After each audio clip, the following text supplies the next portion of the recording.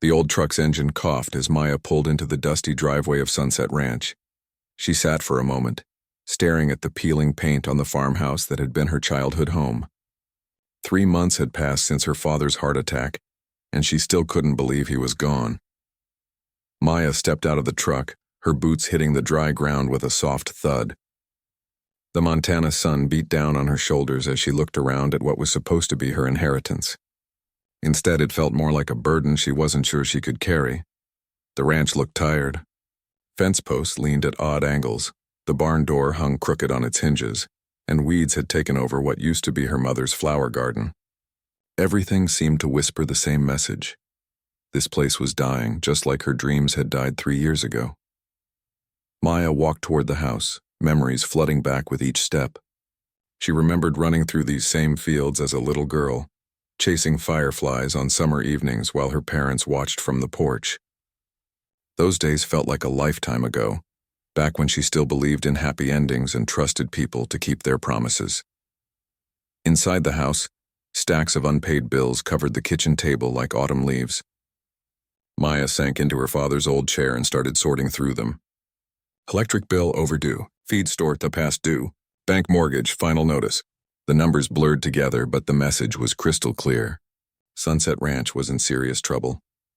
Her phone buzzed with a text from her best friend in the city. "How's country life treating you?" Maya almost laughed. If only she knew. Maya had been living in Denver for the past 5 years, working at a marketing firm and trying to forget about cowboys, ranches, and broken promises. Now here she was, right back where it all went wrong. The sound of a truck pulling up outside made Maya look through the window. A man in a crisp suit and tie stepped out carrying a briefcase. She didn't need to guess who this was. The bank manager had been calling for weeks. "Miss Rodriguez," the man said when Maya opened the door. "I'm sorry for your loss, but we need to discuss the mortgage situation." Maya nodded and led him to the kitchen table, pushing aside some of the bills to make room. The numbers he showed her were even worse than she'd feared. Her father had missed the last 6 payments, and the bank was ready to start foreclosure proceedings. "You have 60 days, he explained, his voice trying to sound sympathetic but mostly just sounding tired. "If you can catch up on the payments and show us a solid plan for the future, we might be able to work something out." After he left, Maya sat alone in the quiet house. 60 days to save a ranch she wasn't even sure she wanted. 60 days to come up with money she didn't have.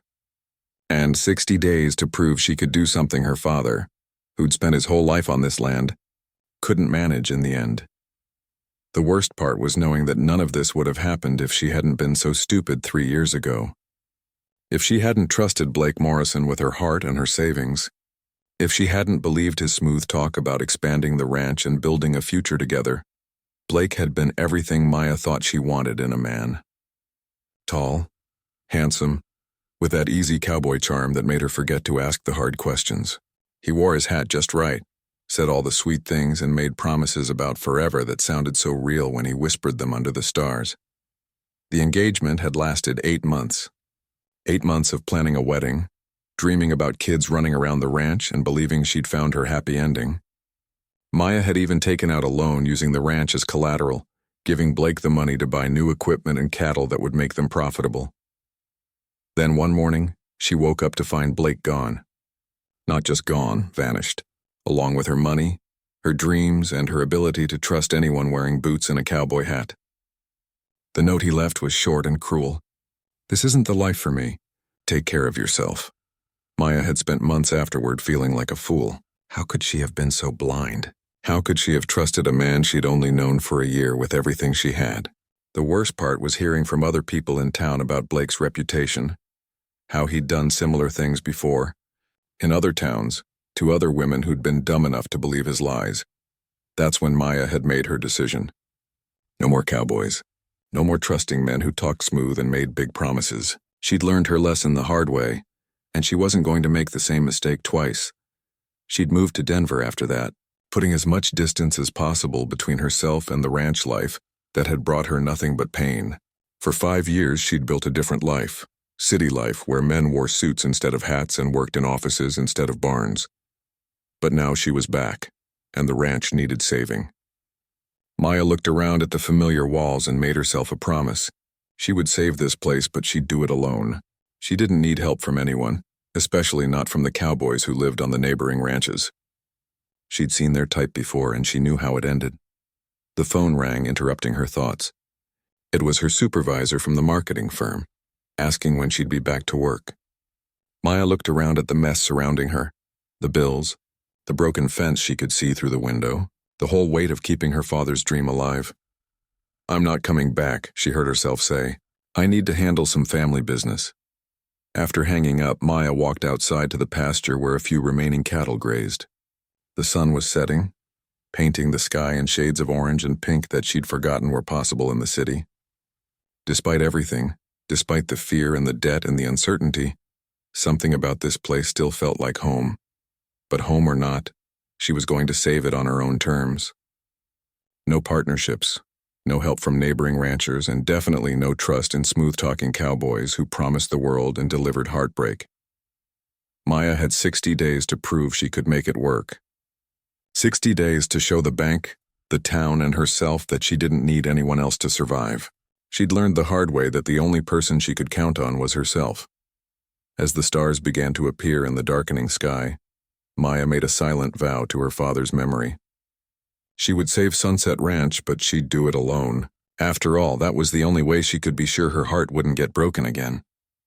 2 miles down the dirt road, Cole Hartwell was feeding his horses when he heard the sound of Maya's truck pulling into Sunset Ranch. He'd been expecting her arrival ever since old Mr. Rodriguez had passed away. The whole town had been talking about whether his daughter would come back to claim the place or just let the bank have it. Cole didn't know Maya personally, but he remembered seeing her around town years ago before she'd left for the city. What he did know was that her father had been a good neighbor and a decent man who'd helped Cole out more than once when he was just getting started.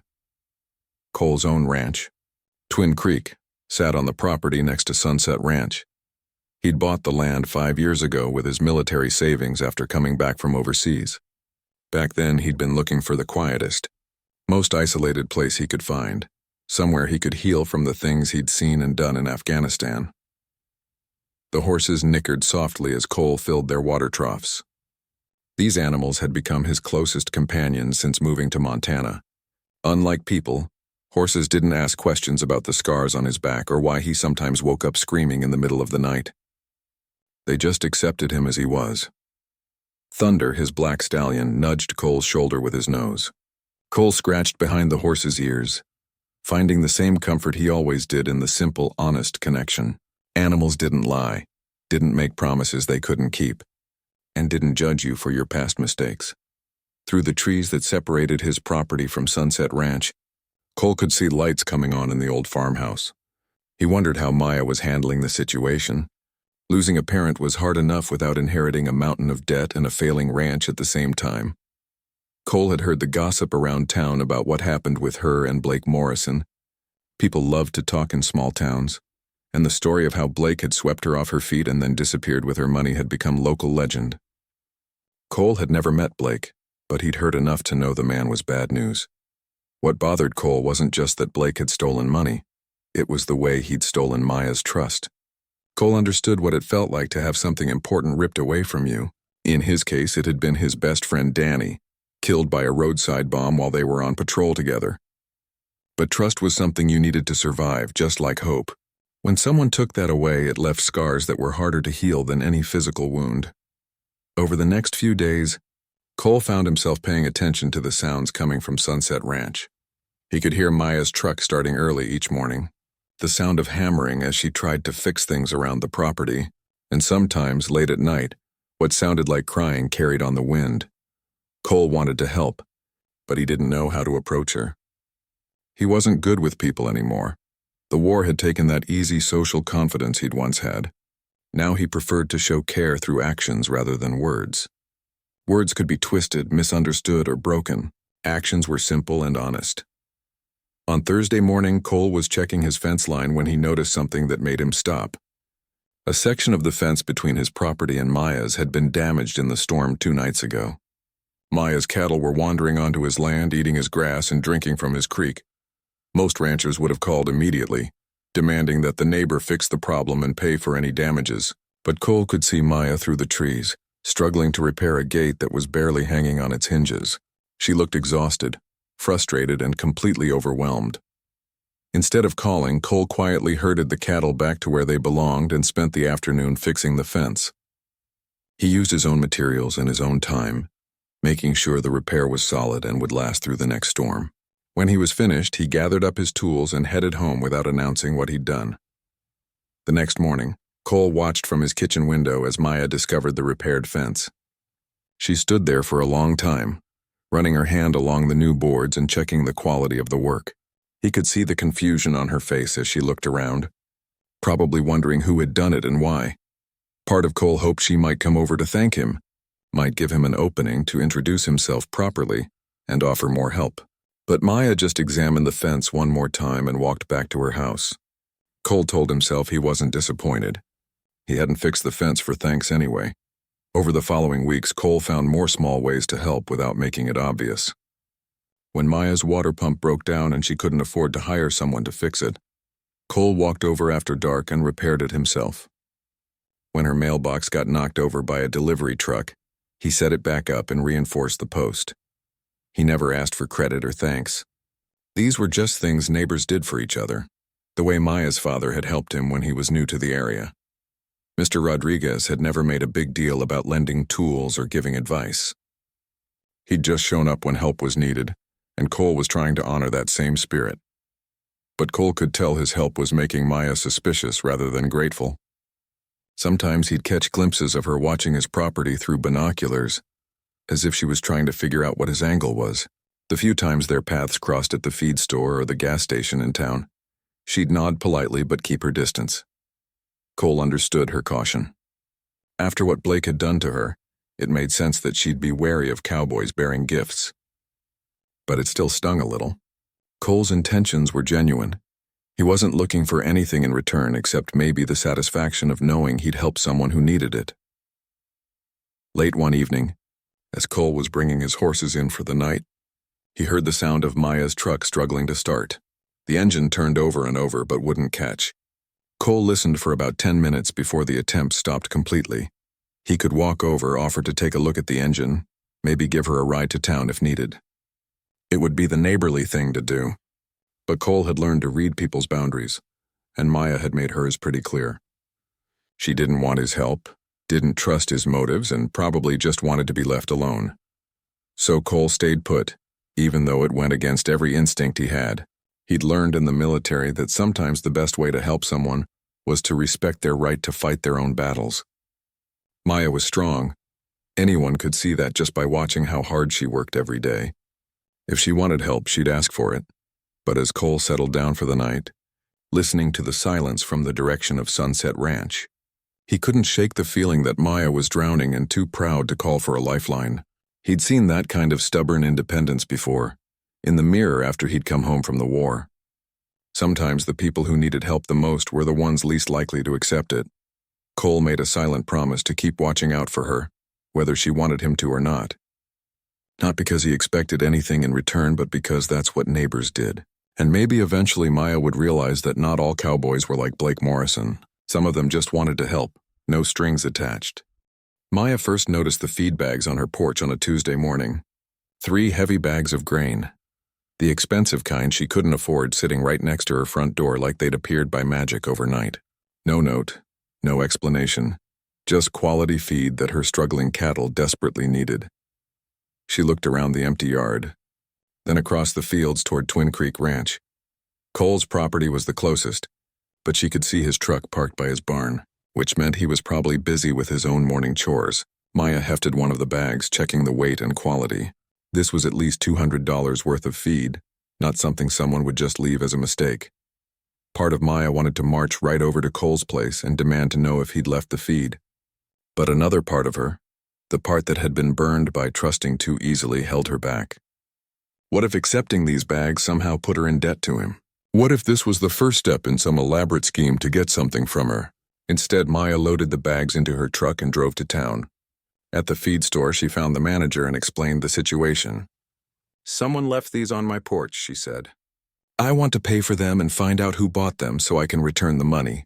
The manager, an older man named Pete who'd known her father for years, looked uncomfortable.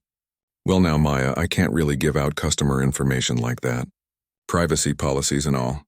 Pete, someone spent their own money on my cattle feed. That's not right. I need to pay them back.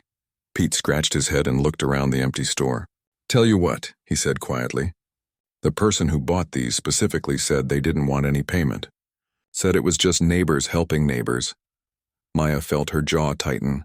Which neighbor? Can't say. But I will tell you this. Your daddy helped a lot of folks over the years, and sometimes good deeds come back around. Maya left the feed store more frustrated than grateful. She didn't want charity, especially not from some anonymous neighbor who probably pitied the city girl trying to play rancher. She'd rather struggle on her own than owe someone she couldn't identify. But her cattle needed the feed, and her bank account couldn't stretch to buy more, so Maya swallowed her pride and used the grain, telling herself she'd find a way to pay back whoever had left it once she figured out who they were. The pattern continued over the next few weeks. A new water heater appeared in her barn after her old one broke down. Someone fixed the loose shingles on her roof after a windstorm.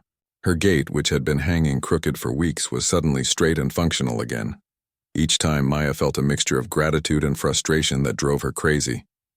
She wanted to be thankful, but she also felt like she was losing control of her own life. These anonymous helps made her feel weak, like everyone in the county knew she was failing and had decided to take pity on her. Maya started staying up late, watching through her curtains to try to catch her mysterious benefactor in the act. She set up her father's old motion sensor camera near the barn, hoping to get proof of who was doing all this work. But whoever it was seemed to know exactly how to avoid being seen. The breaking point came on a Friday evening when Maya discovered that someone had completely rebuilt her chicken coop. The old one had been falling apart for months, held together with wire and hope. The new one was solid, weatherproof, and clearly built by someone who knew what they were doing. This time, Maya had had enough. She marched across the field separating her property from Twin Creek Ranch, anger building with each step. The sun was setting and she could see lights on in Cole's barn. If he was her secret helper, she was going to end this right now. Maya found Cole brushing down his black stallion, moving slowly and carefully as he worked. He looked up when she approached and she could see surprise in his dark eyes. "We need to talk," Maya said, her voice sharper than she'd intended.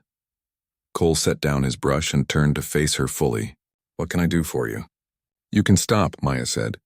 "Whatever game you're playing, whatever you think you're going to get out of this, just stop." Cole's expression didn't change, but she caught something that might have been hurt flickering across his face. "I'm not sure what you mean. The feed, the repairs, the chicken coop, all of it. I know it's you." "Maya," Cole said quietly, "I think you might be—" "Don't lie to me." Maya's voice cracked with emotion. "I've had enough lies from cowboys to last a lifetime.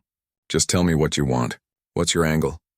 Are you trying to get my land cheap when I can't pay the bank? Are you hoping I'll be so grateful that I'll fall into your arms like some helpless damsel?"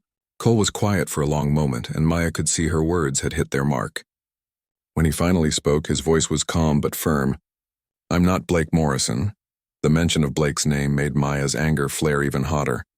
"No, you're just another cowboy who thinks he can manipulate a desperate woman." "Well, I'm not desperate and I'm not stupid. I learned my lesson the first time." "I can see that," Cole said. "But you're wrong about my motives. Then what are they?" "Why are you doing all this?" Cole looked down at his boots, then back up at her. "Your father helped me when I first moved here. Lent me tools, gave me advice about the land, never asked for anything in return. I'm just trying to return the favor." "My father's dead," Maya said coldly. "You don't owe him anything anymore." "Maybe not," Cole agreed. "But I owe myself the chance to be the kind of neighbor he was." Maya stared at him, looking for signs of deception in his face. But Cole's expression was open, honest, and completely without the smooth charm that Blake had used to manipulate her. If anything, Cole seemed uncomfortable with the conversation, like he'd rather be anywhere else than explaining his motives to an angry woman. "I don't want your help," Maya said finally. "I don't need anyone's pity." "It's not pity," Cole said. "It's just, I don't care what you call it. I want it to stop. I'll pay you back for everything you've done, and then I want you to leave me alone." Cole nodded slowly. "If that's what you want, it is. All right then." Cole picked up his brush and turned back to his horse. "But Maya, for what it's worth, I never thought you were helpless. Anyone who's willing to take on a failing ranch alone is pretty much the opposite of helpless. Maya stood there for a moment, thrown off by the unexpected compliment. She'd been prepared for argument, for manipulation, for anything except this quiet acceptance of her wishes. "I mean it," she said, but some of the fire had gone out of her voice. "I don't want your help." "I heard you," Cole said without turning around. "Have a good evening, Maya." Maya walked back across the field, her anger gradually replaced by confusion. Cole hadn't acted like Blake at all. He hadn't tried to charm her or convince her she was wrong. He'd just listened to what she wanted and agreed to respect it. But that didn't change anything, Maya told herself. She'd still been right to confront him. She still didn't need his help or anyone else's. She was going to save Sunset Ranch on her own, prove to herself and everyone else that she was strong enough to handle whatever life threw at her. As she reached her own property, Maya looked back toward Twin Creek Ranch. She could still see Cole in his barn, continuing his evening routine as if nothing had happened. For some reason, his calm acceptance of her rejection bothered her more than an argument would have. Maya shook her head and went inside. She had bigger problems to worry about than figuring out her neighbor's motives. The bank's deadline was getting closer every day, and she still hadn't found a way to catch up on the payments. Whether Cole helped her or not, the ranch's survival was ultimately up to her. But as she got ready for bed that night, Maya couldn't quite shake the image of Cole's face when she'd accused him of having an angle. He'd looked genuinely hurt, like her words had hit deeper than they should have if he'd really been playing some kind of game. Maya pushed the thought away. She'd trusted her instincts about Blake and been completely wrong. She wasn't going to make that mistake again, no matter how sincere Cole seemed. The only person she could count on was herself, and that was exactly how she preferred it. The drought started quietly, like most disasters do. Maya first noticed it in early July when the grass in her pastures began turning brown earlier than usual. By August, the creek that ran through her property had shrunk to barely a trickle, and her cattle were spending more time clustered around the few remaining water sources. The local news confirmed what every rancher in the valley already knew. This was shaping up to be the worst drought in 20 years. The reservoir levels were dropping daily, and the county had already started implementing water restrictions for everyone except livestock operations. Maya watched her neighbors adapting to the crisis in ways that made her feel even more isolated. The other ranchers in the area had formed an informal cooperative, sharing water sources and helping each other transport cattle to better grazing areas. They held meetings every Tuesday evening at the community center, coordinating their response to the emergency. Maya received an invitation to join them, hand-delivered by Mrs. Patterson from the ranch 2 miles south. "We're stronger together, honey," the older woman had said. "Your daddy would have wanted you to be part of this," but Maya politely declined. She'd made her decision to handle things alone, and a drought wasn't going to change that. Besides, she didn't trust herself in a room full of ranchers. Too many cowboy hats, too many smooth talkers who might remind her of Blake. Better to figure out her own solution. The problem was, Maya was quickly running out of options. Her well was producing less water each day, and what little came up was barely enough for the house, let alone the cattle. The feed costs were skyrocketing as everyone competed for the limited supply of hay and grain. Every morning brought new evidence that Sunset Ranch was in serious trouble. Maya threw herself into the work with desperate energy. She woke up before dawn to move her cattle to whatever patches of grass remained green. She spent her afternoons driving to distant suppliers, searching for affordable feed and water sources. She worked until well after dark, trying to stretch every resource as far as it would go. But working alone meant everything took twice as long. Tasks that would have been simple with help became exhausting ordeals. Moving 30 head of cattle by herself required hours of patient herding. Repairing equipment meant multiple trips to town for parts and tools. Every day was a battle, and Maya could feel herself losing ground. The heat made everything worse. Day after day of temperatures over 100 degrees with no relief in sight. Maya's old truck didn't have working air conditioning, so every drive became a test of endurance. The physical work under the blazing sun left her dizzy and nauseous, but she pushed through because there was no choice. Cole's ranch, visible across the field, seemed to be managing better. Maya could see his cattle gathered around what looked like a good water source, and his pastures still showed patches of green. Sometimes she caught herself wondering what he was doing differently, but she always pushed those thoughts away. She'd made her choice to handle things alone. One afternoon, when the thermometer in Maya's truck read 105 degrees, Cole appeared at her fence line. He was leading a horse and carrying what looked like a water testing kit. "Maya," he called out, "I wanted to let you know. I've been testing the water in the creek that runs between our properties. The levels are getting pretty low, but it's still good quality if you want to bring your cattle over." Maya wiped sweat from her forehead and walked toward the fence, her pride warring with her desperation. The offer was generous. Cole's water source was clearly better than anything she had access to. But accepting help from him felt like admitting defeat. "I appreciate the offer," Maya said carefully, "but we're managing fine." Cole glanced at her cattle, who were clustered around a water tank that was obviously running low. "Maya, there's no shame in neighbors helping each other during an emergency. The drought is bigger than any of us can handle alone." "I said we're fine," Maya repeated, her voice sharper than she'd intended. Cole studied her face for a moment, and Maya could see concern in his expression.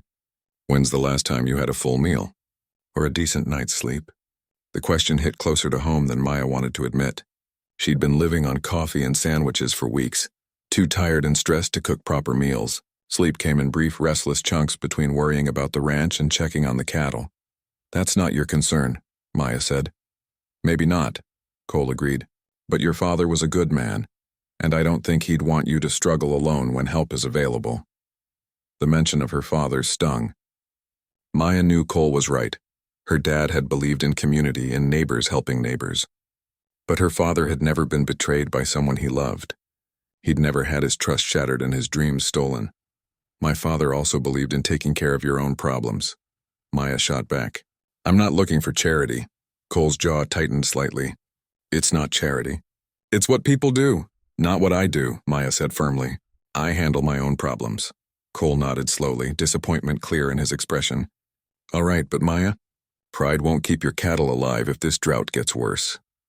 After he left, Maya stood by the fence for a long time, watching her cattle gather around the nearly empty water tank. Cole's words echoed in her head, mixing with the sound of her animals' distressed lowing. She knew he was right about the danger, but accepting his help felt impossible. That evening, Maya drove to town to buy more water containers, spending money she couldn't afford on a solution that was only temporary. The feed store was busy with other ranchers doing the same thing, all of them looking tired and worried. Maya avoided eye contact, paid for her supplies, and left as quickly as possible. On the drive home, Maya's truck started overheating. Steam poured from under the hood and the temperature gauge climbed into the red zone. Maya pulled over on the side of the empty road, her hands shaking as she turned off the engine. The silence that followed was broken only by the sound of the engine cooling and Maya's own ragged breathing. She was 15 miles from home with no cell phone service and no other traffic in sight. The sun was setting, but the temperature was still over 90 degrees. Maya tried calling for help, but her phone showed no bars. She opened the hood, but steam and the smell of burning coolant told her this wasn't something she could fix on the roadside. She was stranded, and the nearest house was Cole's ranch.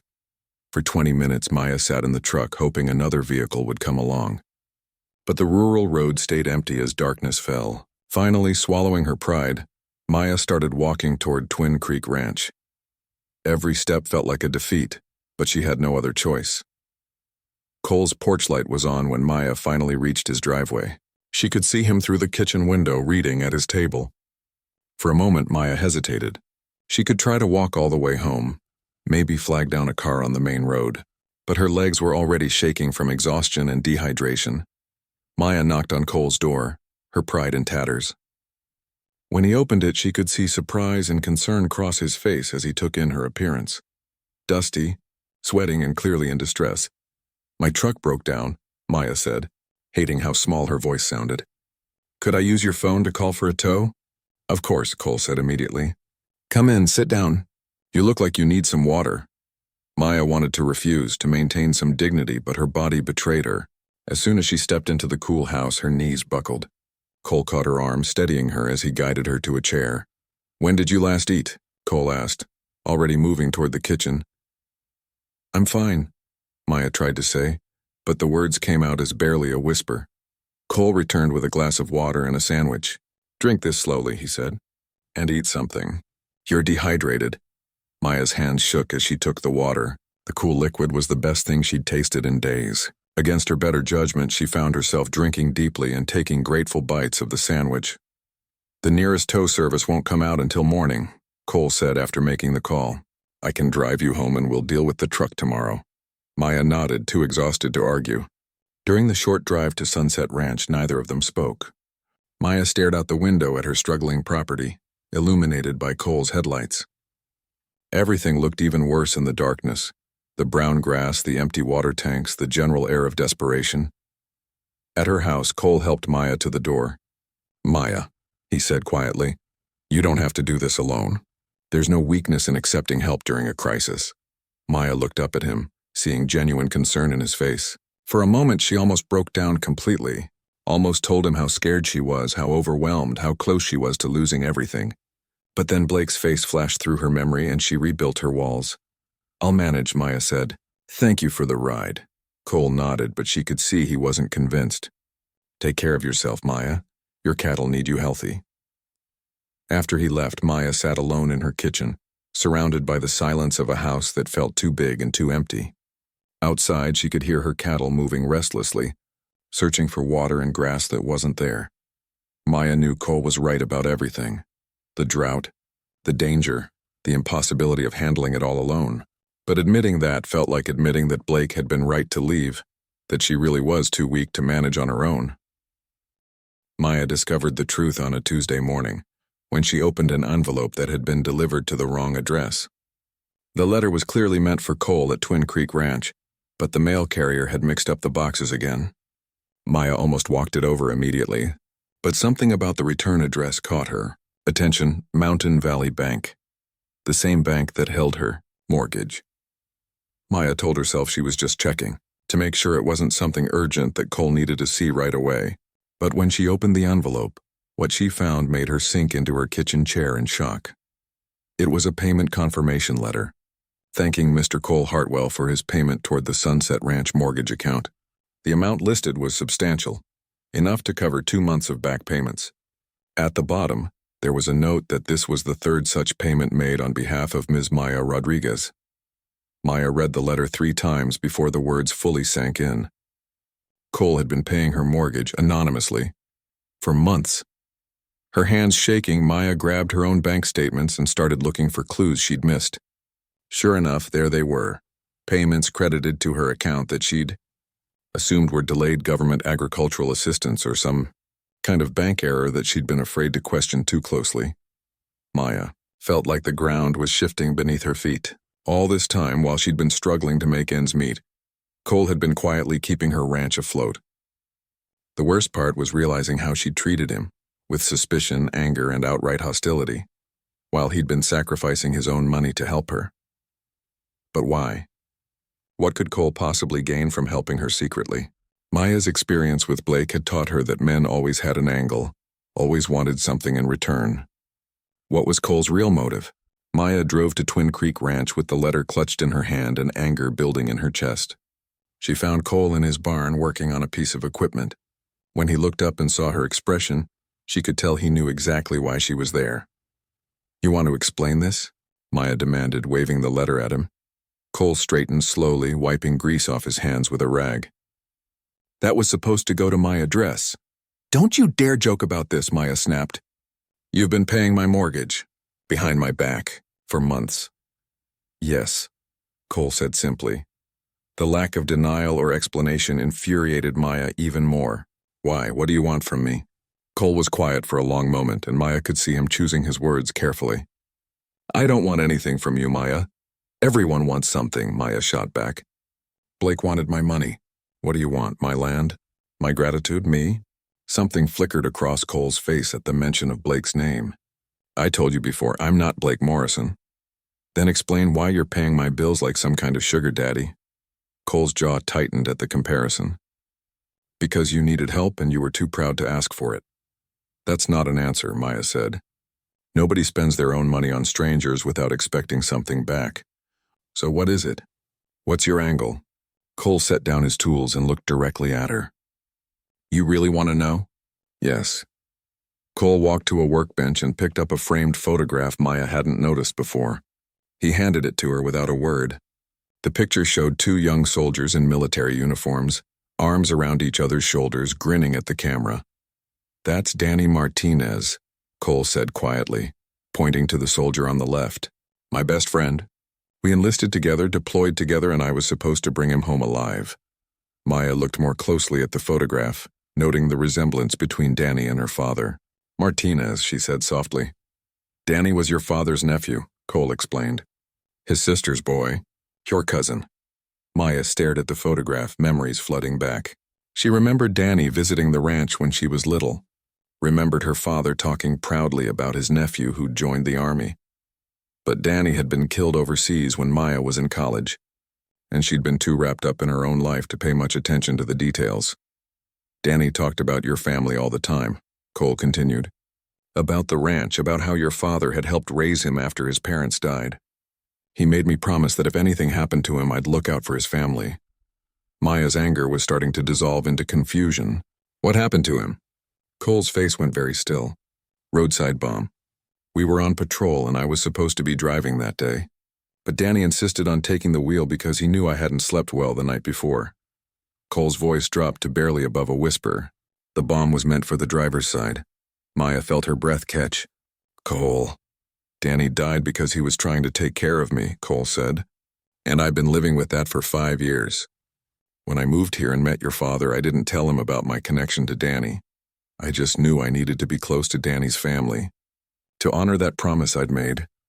Maya looked down at the photograph again, seeing her cousin's familiar smile. "Why didn't you tell me this before?" "Because I knew you'd been hurt, and I didn't want you to think I was using Danny's memory to manipulate you," Cole said. "I wanted to help because it was the right thing to do, not because you felt obligated due to some family connection." Maya sank into a nearby chair, overwhelmed by this new information. "So all the repairs, the feed, the mortgage payment, I made a promise to a dying friend," Cole said simply. "Danny asked me to look out for his family, and that includes you. Your father helped me when I first moved here, never knowing about my connection to Danny. After he died, helping you felt like the least I could do. But you're spending your own money, sacrificing your own needs," Maya protested. Cole shrugged. "I don't have much family left. No wife, no kids? The ranch provides for my basic needs, and I've got savings from the military. Helping you gives my life purpose." Maya studied Cole's face, looking for signs of deception or manipulation, but all she saw was quiet sincerity and a pain that mirrored her own. "You should have told me about Danny." "Maybe," Cole agreed. "But would you have believed me? Or would you have thought I was making up stories to get closer to you?" Maya had to admit he was probably right. In her state of mind after Blake's betrayal, she would have been suspicious of any explanation, no matter how genuine. "I need to pay you back," Maya said finally. "No," Cole said firmly. "You don't owe me anything. I can't let you carry my debts." "Maya, listen to me," Cole said, moving closer. "I'm not doing this because I expect repayment. I'm doing it because Danny would have wanted his family taken care of, and because your father was a good man who deserved better than watching his ranch fail." Maya felt tears threatening for the first time in months. "I don't know how to accept this kind of help." "You don't have to accept anything," Cole said. "You don't even have to like me. But I made a promise to Danny, and I'm going to keep it whether you want me to or not." Maya looked at the photograph again, remembering her cousin's laugh and the way he used to tease her about being afraid of the horses. "He really talked about our family?" "All the time," Cole said with a small smile. "He said your father taught him everything he knew about hard work and integrity, and he said you were the smartest person in the family, even if you were too stubborn for your own good." Despite everything, Maya found herself almost smiling. "That sounds like Danny. He loved you all," Cole said. "And he'd be furious with me if I let you lose the ranch because I was too polite to help." Maya sat in silence for several minutes, processing everything Cole had told her. The anger she'd felt earlier was gone, replaced by a complex mixture of gratitude, guilt, and confusion. Everything she'd believed about Cole's motives had been wrong. "Why didn't you just tell me about Danny from the beginning?" Maya asked. "Because I wanted you to trust me for who I am, not because of who I knew," Cole said. "And because I was afraid you'd think I was using his memory to get something from you." Maya nodded slowly, understanding his reasoning even as she wished he'd been honest from the start. So what happens now? Now you decide, Cole said. You can keep pushing me away if that's what you need. You can try to pay me back if it makes you feel better, or you can let me help you save your father's ranch the way Danny would have wanted. Maya looked around Cole's barn, noting the military precision of his organization and the care he took with his equipment. This was a man who honored his commitments, who kept his word even when it cost him. The opposite of Blake in every way that mattered. I'm not good at trusting people. Maya admitted. I noticed, Cole said dryly, and I'm definitely not good at accepting help. That too. Maya met his eyes. But I'm tired of doing everything alone. Cole nodded. So what do you want to do? Maya took a deep breath. I want to save Sunset Ranch, and maybe I could use some help figuring out how. For the first time since she'd known him, Cole smiled. A real, genuine smile that transformed his entire face. I'd like that, he said. Danny would like that too. Maya handed the photograph back to Cole, but he shook his head. Keep it, he said. Danny would want you to have it. As Maya drove home with the photograph on her passenger seat, she felt something she hadn't experienced in years. Hope. Not just for the ranch, but for the possibility that maybe, just maybe, she'd been wrong about cowboys. At least about this one. The smell of smoke woke Maya at 3 a.m. At first, she thought someone was burning brush nearby. Maybe Cole getting an early start on clearing his fields. But as she became more alert, Maya realized the smell was too strong, too close, and getting stronger by the minute. Maya rushed to her bedroom window and felt her heart stop. Orange light flickered against the horizon to the west, and a thick column of smoke was rising into the star-filled sky. The wildfire was still several miles away, but in the dry conditions they'd been having, Maya knew how quickly flames could travel. She grabbed her phone and found 17 missed calls and a dozen text messages. The county emergency system had been trying to reach everyone in the area with evacuation orders. The fire had started around midnight in the national forest and was being pushed toward the valley by strong winds. Maya's hands shook as she called Cole. He answered on the first ring, his voice alert and tense. Maya, thank God, Cole said before she could speak. I was about to drive over and get you. The sheriff's department is evacuating everyone within 10 miles of the fire line. How bad is it? Maya asked, though she could see for herself that it was getting worse by the minute. Bad enough that they're not taking chances, Cole said. I'm loading my horses in the trailer now. You need to get your cattle together and get out of there. Maya looked out her window at her small herd scattered across the pasture. In the darkness, gathering 30 head of cattle by herself would take hours, time she probably didn't have. But the alternative was leaving them to burn. Maya, are you there? I'm here, she said. I need to get my cattle. Forget the cattle, Cole said immediately. Get yourself out. Insurance will cover livestock losses. No, Maya said firmly. I won't leave them. Maya, be reasonable. The fire is moving fast and you can't handle 30 head of cattle alone in the dark. Maya was already pulling on her clothes. I have to try. Then I'm coming to help, Cole said. No, Maya said quickly. You need to get your own animals to safety. I can handle this. Like hell you can, Cole said, and Maya could hear the sound of truck doors slamming. I'll be there in 5 minutes. The line went dead. Maya grabbed her father's old work jacket and ran outside. The smell of smoke was much stronger now, and she could see ash beginning to fall like gray snow. Her cattle were bunched together in the far corner of the pasture, spooked by the strange smells and sounds. Maya whistled for Bandit, her father's old border collie, but the dog was already by her side, sensing the urgency. Together they started moving toward the cattle, but Maya quickly realized how impossible the task would be alone. The animals were panicked and resistant to being herded, especially in the dark. Cole's truck appeared in her driveway just as Maya was beginning to panic herself. He jumped out, already dressed in work clothes, and jogged toward her. Change of plans, Cole said breathlessly. My horses are already loaded in the trailer. We move your cattle first, then come back for anything else. Cole, you should be getting your animals to safety, Maya protested. My animals are safe, Cole said. Yours aren't. Now stop arguing and tell me where you want to move them. Working together, they managed to get the cattle moving toward the gate that led to the main road. Cole had brought his own dog, a quick-thinking Australian shepherd named Scout, and the two dogs worked together to keep the herd bunched and moving in the right direction. But even with Cole's help, the process was agonizingly slow. The cattle were fighting them at every step, spooked by the growing smell of smoke and the strange orange glow on the horizon. Several times individual animals broke away from the group and had to be chased down and brought back. "We need to move faster," Cole said, sweat beading on his forehead despite the cool night air. "The wind is picking up." Maya could see he was right. The orange glow was noticeably brighter now, and sparks were beginning to fall around them like deadly fireflies.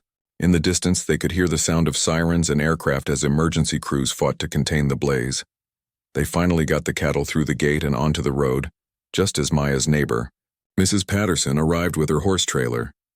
"Thank goodness you're both all right," the older woman called out. "The fire jumped the highway 10 minutes ago. They're saying everyone needs to be out of the valley within the hour." Maya felt her stomach drop. "Jump the highway? It's moving faster than they predicted," Mrs. Patterson said. "Cole, you need to get your animals and get out. Maya, you come with me right now." "I need to go back for some things," Maya said, looking toward her house. "No time," Cole said firmly. "The cattle are safe. That's what matters." But Maya was already running back toward the house. There were things in there she couldn't replace. Photo albums, her father's papers, her mother's jewelry. She couldn't just leave everything to burn. "Maya, stop!" Cole called after her, but she didn't slow down. Inside the house, Maya grabbed a duffel bag and started throwing in the irreplaceable items. Photos, documents, her grandmother's quilt. She could hear Cole's truck approaching the house, then his boots on the porch steps. "Maya, we have to go now," Cole said from the doorway. "The fire department just radioed. They can't hold the line. It's going to be here within the hour." "Just give me 2 more minutes," Maya said, stuffing her father's military medals into the bag. "We don't have 2 minutes," Cole said, moving toward her. "Maya, I'm serious. We need to leave." Maya looked around the kitchen where she'd eaten breakfast every morning as a child, where her father had taught her to cook, where 3 generations of her family had gathered for holidays. The thought of watching it all burn was unbearable. "I can't just leave," Maya said, her voice breaking. "This is all I have left of them." Cole's expression softened. "I understand, but your father wouldn't want you to die trying to save a house. He'd want you to live." Maya knew Cole was right, but something in her refused to give up. This ranch represented everything her family had worked for, everything her father had sacrificed to preserve. If she walked away now, if she let the fire take it all, then Blake really would have won. He'd have succeeded in destroying not just her future, but her family's legacy. "Go," Maya said to Cole. "Get your animals to safety. I'm staying." "Maya, that's suicide," Cole said. "Maybe," Maya agreed, "but I won't run away again. I ran from Blake, I ran to the city. I've been running from my problems for 3 years. I'm done running." Cole stared at her for a long moment, and Maya could see him wrestling with a decision.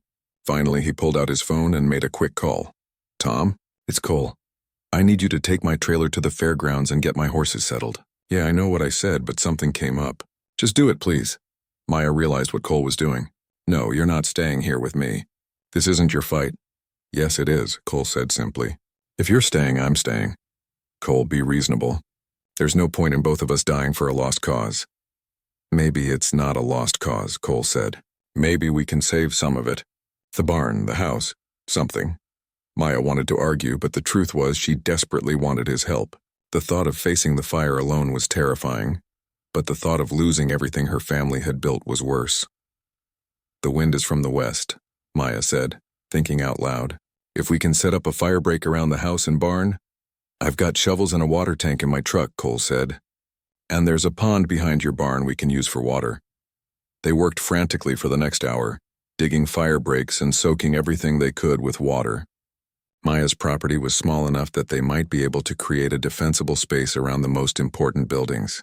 It was a long shot, but it was better than just giving up. As dawn approached, they could see the fire cresting the ridge behind Maya's property. It looked like a living thing, consuming everything in its path with an appetite that seemed impossible to satisfy. The heat was becoming unbearable even at a distance, and the air was thick with smoke that made every breath a struggle. "Last chance to change your mind," Cole said, coughing as he spoke. Maya looked at the advancing wall of flame, then at the house where she'd grown up, then at Cole, who had chosen to stay and face this impossible fight beside her. For the first time in 3 years, she didn't feel alone. "I'm not changing my mind," Maya said. "But Cole?" Thank you. For everything. Cole nodded, his face grim but determined. Thank me when we're both still alive tomorrow.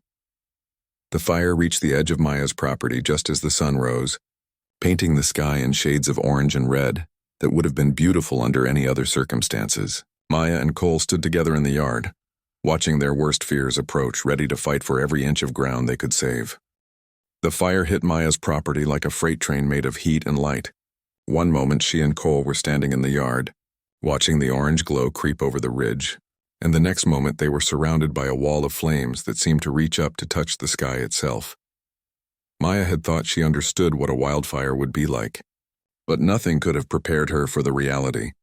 The heat was so intense it felt like standing too close to an oven with the door open.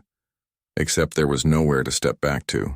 The sound was deafening, a constant roar like standing next to a waterfall mixed with the sharp crack of burning wood and the hiss of moisture being sucked out of everything it touched.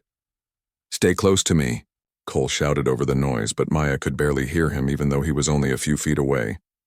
They'd done everything they could to prepare. The fire breaks they dug formed rough circles around the house and barn. The roofs and walls were soaked with water from the pond. Garden hoses snaked across the yard, ready to douse any spot fires that might start. But now, facing the actual inferno, all their preparations seemed pathetically small. The fire swept through Maya's outer pastures in minutes, consuming the dry grass like it was gasoline-soaked paper. Maya watched 3 generations of her family's work disappear in a matter of moments. Fence posts that her grandfather had set by hand became torches. The old oak tree where she'd hung a tire swing as a child exploded into flame with a sound like a gunshot. "The barn," Cole yelled, pointing toward a shower of sparks that were landing on the roof despite their efforts to keep it wet. Maya grabbed a hose while Cole climbed a ladder they'd positioned against the barn wall. The metal rungs were already hot to the touch, and Maya could see Cole's hands blistering as he climbed. But he kept going, reaching the roof just as the first flames began to take hold. For 20 minutes, they managed to keep the building safe. Every time a spark landed, one of them was there to put it out. Every time the flames seemed to be gaining ground, they found a way to push them back. Maya began to think they might actually have a chance. Then the wind shifted. The fire, which had been moving steadily from west to east, suddenly changed direction. A gust of superheated air caught Maya off guard, knocking her backward and sending a wall of flame directly toward the house. In seconds, the kitchen window exploded from the heat and Maya could see fire beginning to spread inside. "We have to get out of here," Cole shouted, jumping down from the barn roof. But Maya was already running toward the house. If the fire was going to take everything, she was at least going to save the photo album she'd left behind in her rush to dig fire breaks. Her family's history wasn't going to burn if she could help it. Maya, no. Cole's voice was desperate, but Maya was already through the front door. Inside the house, the heat was unbearable. Smoke filled every room, making it impossible to see more than a few feet in any direction. Maya crawled on her hands and knees toward the living room, where she'd left the box of family photos. Behind her, she could hear Cole calling her name, but his voice seemed to be getting farther away.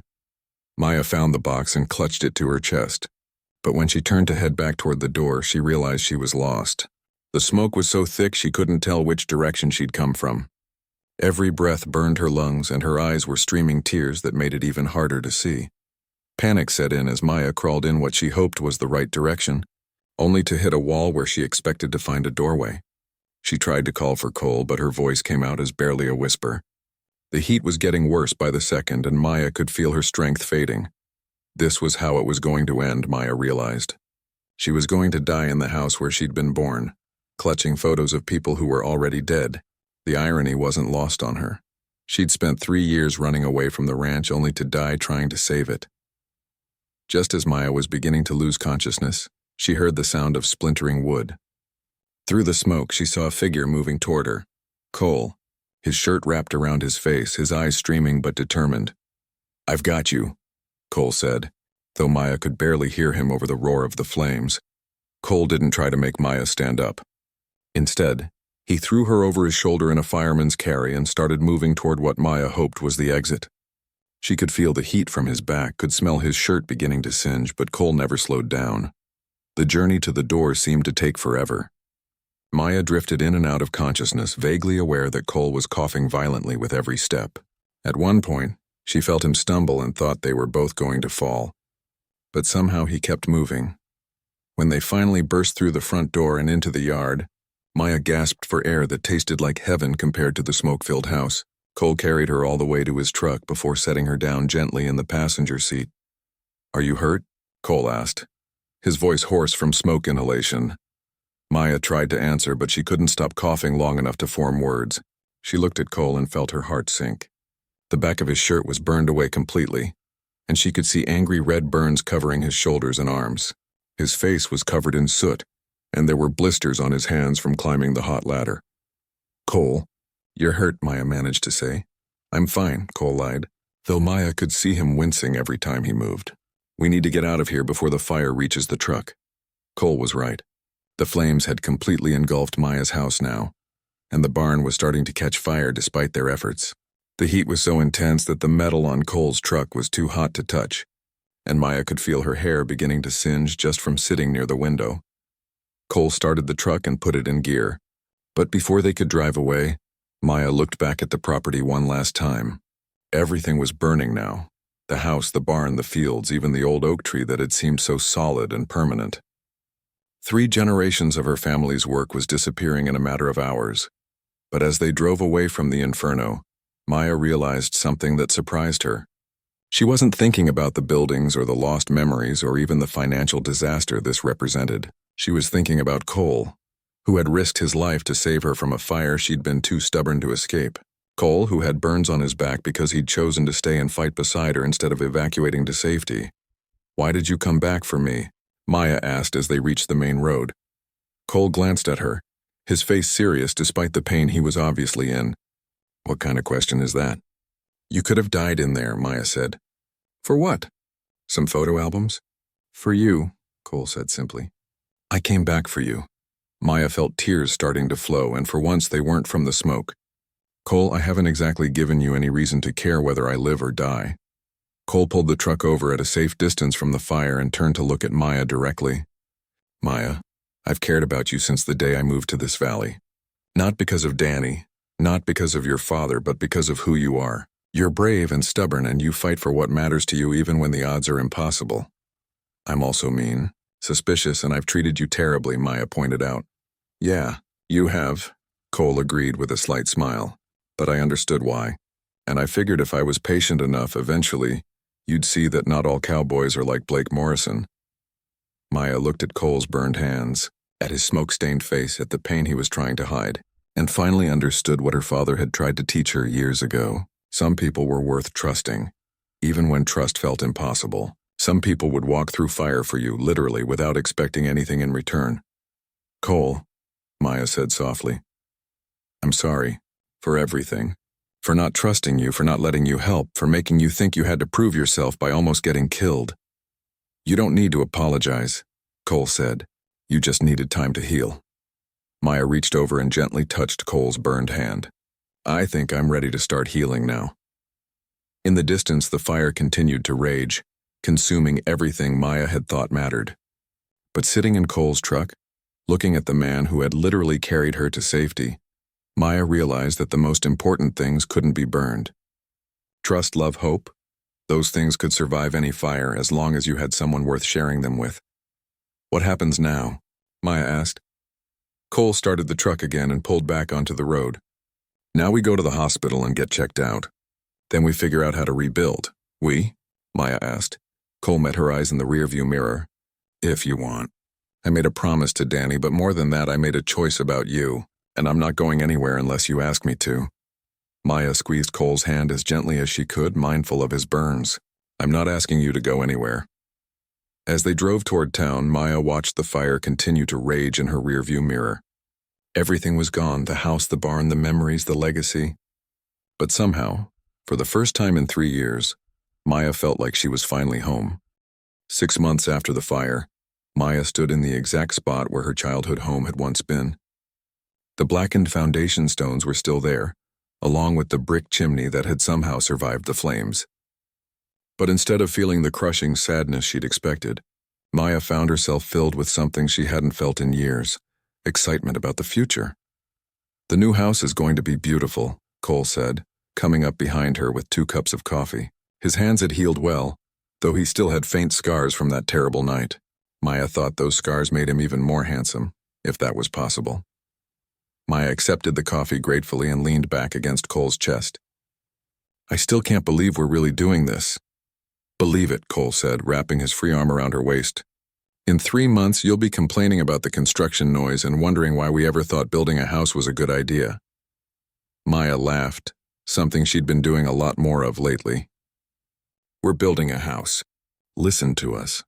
6 months ago, I wouldn't even let you fix my fence. The insurance settlement had been better than Maya had dared to hope. Not enough to restore everything exactly as it had been, but enough to start over properly. More importantly, the fire had brought the community together in ways Maya never could have imagined. The same neighbors she'd pushed away had shown up the day after the fire with tools, materials, and determination to help her rebuild. Maya, you need to see this. Mrs. Patterson called from the construction site where the new barn was taking shape. The older woman had become like a mother to Maya over the past few months, stepping in to fill the gap left by her father's death. Maya and Cole walked over to find Mrs. Patterson holding a metal box that one of the workers had discovered buried near the old barn's foundation. The box was scorched but intact, and when Maya opened it, she gasped. Inside were her father's military medals, her grandmother's wedding ring, and a stack of letters tied with a faded blue ribbon. Maya recognized her mother's handwriting on the top envelope, love letters her parents had written during their courtship. Daddy must have buried this, Maya said, her voice thick with emotion. He always said the most important things needed to be protected. Cole squeezed her shoulder. Looks like he was right. Maya carefully lifted out one of the letters and read the first few lines. Her mother's words spoke of dreams for the future, of building a life together on the ranch, of raising children who would love the land as much as they did. It was exactly what Maya and Cole were doing now. I wish they could see what we're building, Maya said. Maybe they can, Cole said softly, and I think they'd be proud. The sound of truck engines interrupted their moment of reflection.